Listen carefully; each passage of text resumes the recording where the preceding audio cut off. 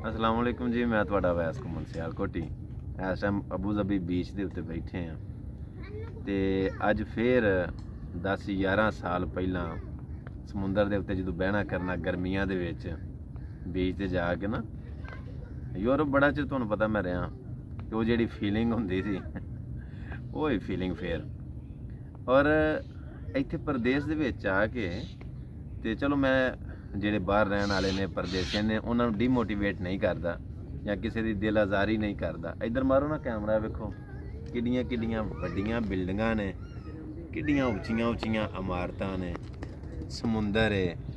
ਮਤਲਬ ਇੱਥੇ ਮਤਲਬ ਇਹ ਜਿਹੜੇ ਨੇ ਗਲਫ ਦੇ ਵਿੱਚ ਸਹਿਰਾ ਜ਼ਿਆਦਾ ਹੈ, ਹਰਿਆਲੀ ਘੱਟ ਹੈ, ਲੇਕਿਨ ਪਹਿਲਾਂ ਦੀ ਨਿਸਬਤ ਹੁਣ ਇੱਥੇ ਸਬਜ਼ਾ ਜ਼ਿਆਦਾ ਹੈ। ਲੇਕਿਨ ਜੋ ਕੁਝ ਵੀ ਹੈ, ਬਿਲਡਿੰਗਾਂ ਜਿੰਨੀਆਂ ਮਰਜ਼ੀ ਉੱਚੀਆਂ ਨੇ, ਸਮੁੰਦਰ है। इधर मारो ना कैमरा, आ देखो हैं ये सारिया चीज़ां जो कुछ भी है वे ये जिन्नी देर तक बंदे नूं अंदरों सुकून ना होवे ये चीज़ां रूहानी तौर पर जिसमानी तौर पर सुकून नहीं देंदियां।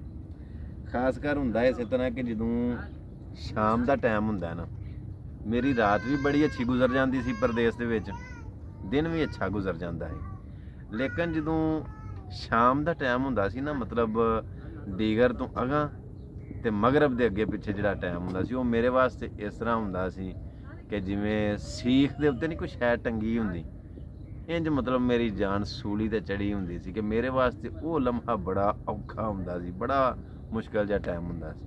खैर जिन्ने भी बाहर रहने वाले हो, अमारात च रहिंदे हो पे, गल्फ दे विच हो या यूरोप दे विच हो, दुनिया के जिहड़े कोने ते भी हो, बड़ियां सारियां दुआवां, बड़ियां अच्छियां ख्वाहिशात और बड़ियां सारियां तुहाडे वास्ते दिलों नेक दुआवां ने। अल्लाह तुहानूं सारिआं नूं खुश रखे, अल्लाह पाक तुहानूं तंदुरुस्ती सेहत देवे। मेरे वास्ते कोई भी आम नहीं, जिवें आंदे ना कि आम ते खास बंदे नाल मुलाकात, मेरे वास्ते तुसीं सारे ही खास हो।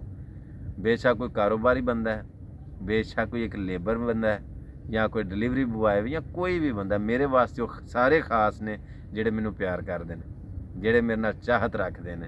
ਔਰ ਦੂਸਰੀ ਬਾਤ ਇਹ ਵੇ ਕਿ ਪਰਦੇਸ ਹੈ, ਪਰਦੇਸ ਰਹਿਣ ਵਾਸਤੇ ਜਿਹੜਾ ਨਾ ਬੜਾ ਵੱਡਾ ਕਲੇਜਾ ਚਾਹੀਦਾ, ਬੜਾ ਵੱਡਾ ਜਿਗਰਾ ਚਾਹੀਦਾ, ਐਡਾ ਸੌਖਾ ਨਹੀਂ। ਇਹ ਕੋਈ ਆਸਾਨ ਕੰਮ ਨਹੀਂ ਕਿ ਬੰਦਾ ਛੋਟੇ ਦਿਲ ਵਾਲਾ ਪਰਦੇਸ ਕੱਟ ਜਾਵੇ, ਨਹੀਂ ਨਹੀਂ। ਜਦੋਂ ਬੰਦਾ ਪਰਦੇਸ ਦੇ ਵਿੱਚ ਹੁੰਦਾ ਉਹ ਇੱਥੇ ਵੇ, ਬਹੁਤ ਇੱਥੇ ਹੁੰਦਾ, ਰੂਹ ਉਹਦੀ ਪਾਕਿਸਤਾਨ ਹੀ ਹੁੰਦੀ, अपनी फैमिली दे विच, भैणां भरावां दे विच, बीवी बच्चों दे विच, वालदैन दे विच, हर वक्त ख्याल उहदा उधर ही हुंदा।